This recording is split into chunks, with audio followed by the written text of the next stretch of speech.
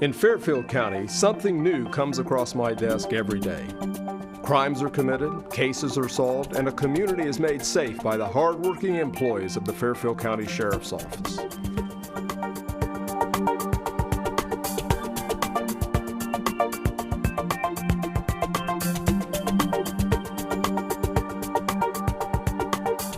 Welcome to this week of Sheriff Dave Phelan, a weekly program here on LancasterOhio.tv. We're also carried by a number of radio affiliates here in Lancaster. Do appreciate you, the viewers and listeners that join us each and every week. We've been actually doing this program on radio for about 16 years and on television for about 8 or 9. So do appreciate all our loyal listeners and viewers. The show is actually taped at Fairfield Christian Academy. Behind the scenes, our executive producer, Kelly Roberts, does a great job lining the guests up and getting the questions together. And back by popular demand, we have 3 of our bureau commanders within the Sheriff's Office. To my right, we have Lieutenant Jason Hodder. Good to see you. Thanks, sir. Right beside me on my left is Joe Morris, our communications commander, and Lieutenant Mark Churchill, our patrol commander. And before we went on the air, we were talking about you kind of were the supervisor before each one of these guys. Before they took over their areas of responsibility, you were the guy there that kind of broke them in. Yeah, last week when we had our show, one of the things that I noticed was that before I went to the jail, I was in the communications bureau, and Joe did such an outstanding job there, and he was showed leadership there, and it was nice to be able, when I moved on to the jail, that Joe stepped into that role, and I think has just done a fabulous job, and it's taken it to newer levels than I could have. And I spent 5 good years in the jail with, then again, Sergeant, now Lieutenant Jason Hodder, and again, great student, and I think he's going to be able to take the jail to an even higher level than I was.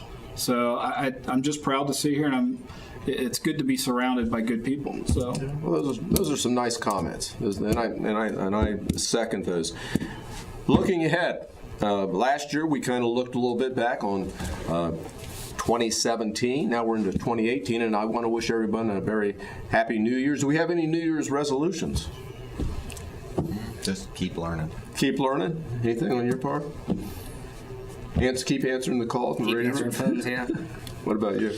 I think last year when you asked me if I had any New Year's resolutions, I don't think I had any. I never do them because I just don't want to try not to forget to do it or feel bad because I couldn't follow through. So I think it's just try to be a good person, good leader, and good steward. Yeah. So. Good. Let's look ahead now. 2018, hard as that is to believe, and I mentioned I swore a deputy in that was born in 1996, and that is kind of amazing to me because I think when I became sheriff, she was about 5 or 6 years old. So, wow. So times are changing, and we'll see it. Imagine how I feel. Yeah, sorry. Well, tell us a little bit about looking ahead for 2018 in the jail. Well, in December, we posted online, we are looking to hire corrections officers again. With the layout of the new facility, corrections officers will be a good staff to start bringing on to bulk up the jail a little bit. And so that our viewers and listeners understand, what's the difference between a corrections officer and our current deputy? Well, right now, we're all deputy sheriffs, which means if tomorrow I had to go out and work patrol, I could work patrol. I'm certified to carry a firearm underneath state law. I went through the OPATA Academy for that. Corrections officers, they don't carry firearms. They work solely in the correctional setting inside the jail. They would be responsible for the care, custody, and control of our inmate population. Okay. And that's where their career would just run. Okay. And then, so other plans for 2018 in the jail? We are going to be changing our visitation hours for the inmates. Currently, we have it rolling through the week, mornings, afternoons, evenings. And looking back over the past several months from what we've had set up, evenings are by far our most popular. So to increase efficiency in the jail for like professional visits with attorneys and such, we're going to be moving our visitation to Sundays, Saturdays, Tuesdays, and Thursdays from 5 p.m. to 8 p.m. Okay. It is still going to be video. You still come into the jail and go into our video visitation area and visit your loved one that way. Now, with a prison population of over 300, what percentage of the inmates actually have people that come and visit them? The inmates tend to get visitors pretty regularly. Do most of them have visitors?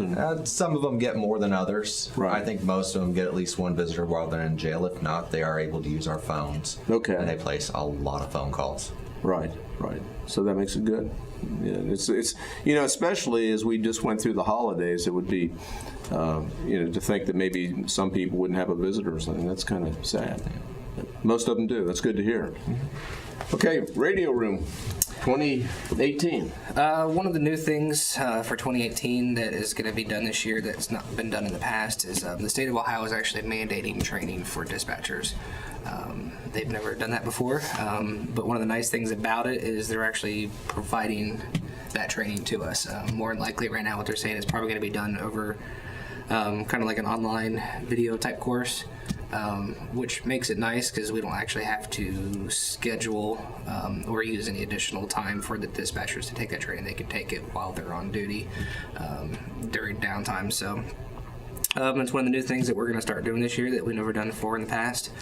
I think we're just going to try to keep going on. I'd love to try to work out a way to find at least one or two more people into the mix somehow. Try to look at some different creative ways to maybe make that happen. And we're always constantly trying to look at technology and newer technology that's out there. Technology is changing, it seems like every hour, not necessarily every day or every month anymore.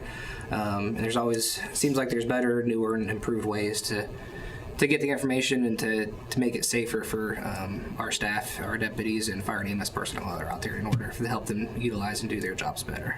What makes a good dispatcher? I know they have to multitask. Multitasking is one, but for me, just the ability to stay calm.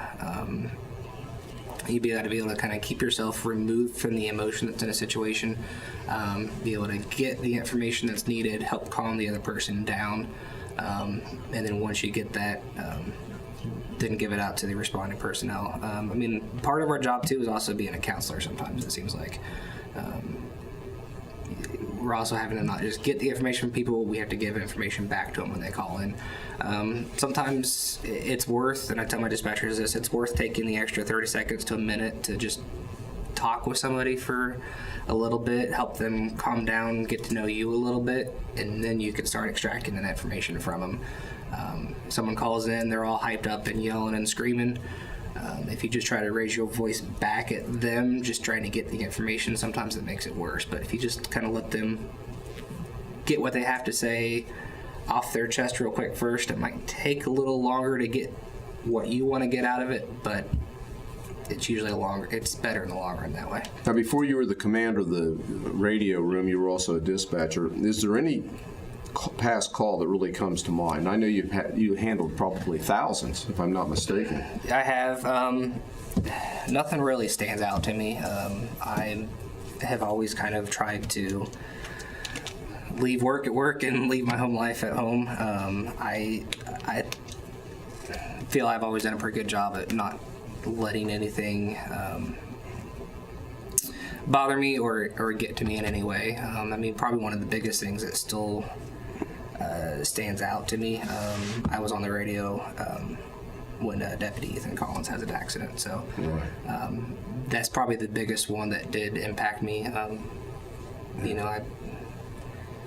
And for our viewers to listen, that was 2006. Yep. Ethan Collins was tragically killed responding to an officer in need in Lyphopolis, and I think that was a tough day for all of us, and we certainly every year remember and continue to remember him and the sacrifice he made.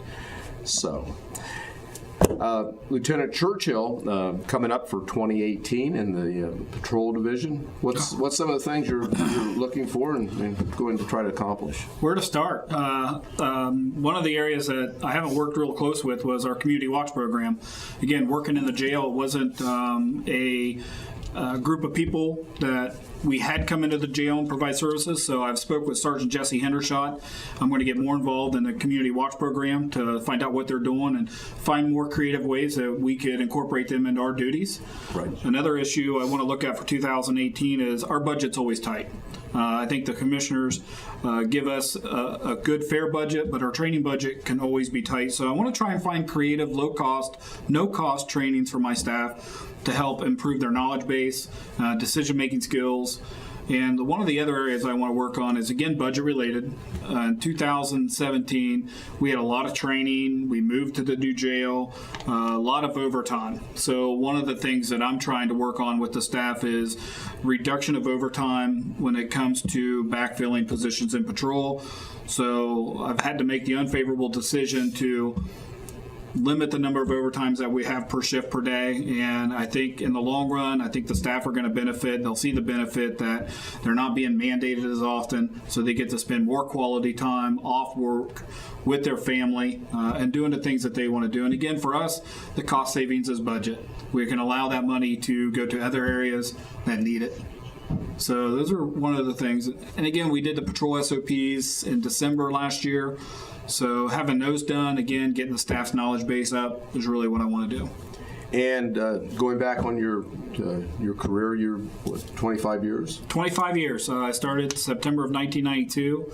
It's been a long ride. It is the most rewarding thing I think I've ever done. It's provided well for my family, and it's really helped me mature a lot as a person and give more respect to maybe some of those that maybe haven't been afforded the opportunities that I've had. So it's humblesome. Yeah. And in fact, you were one of the early guys I hired, weren't you? Yes, sir. I was hired in 2002. 2002. Mm-hmm. And anything stands out in your mind as far as things that have really been important, or they're all important, but things that kind of come to mind? Well, there's been a lot of different kind of calls I went on. I worked on the road. There's been a lot of different things in the jail. Yeah. Like with Joe, I've gotten to the point where I try to leave home at home and work at work. Yeah. And I think that's important. I think, law enforcement and having done this for a long time, I think there are, it can be a very difficult job. That's one of the things that when we have an officer involved shooting or something like that, we offer counseling. Mm-hmm. And, when you have those kind of traumatic events, sometimes it's hard to kind of walk out the end of 8 hours and not have those effects. So we encourage our people to, if they need help or if we notice some signs, that we make sure they try to get some help. Well, I appreciate you guys spending some time with us. The year in review. Again, this is Jason Hodder, our new commander in the jail, and doing a terrific job. Joe Morris, our radio room commander, again, he is steadfast and does a great job. And our veteran lieutenant here, Lieutenant Mark Churchill, with our patrol division. Appreciate each one of you guys being here. We look forward to seeing each and every one of you during 2018. We've got some great programs coming up. Kelly Roberts, our executive producer behind the scenes, she'll be lining the guests up, and she's got some great ideas for this year, along with JT Burcham here at Fairfield Christian Academy, and certainly the students here that tape this show every single week. Appreciate the work you folks do. Till next week, same time, same place. If you're driving, buckle up, and God bless.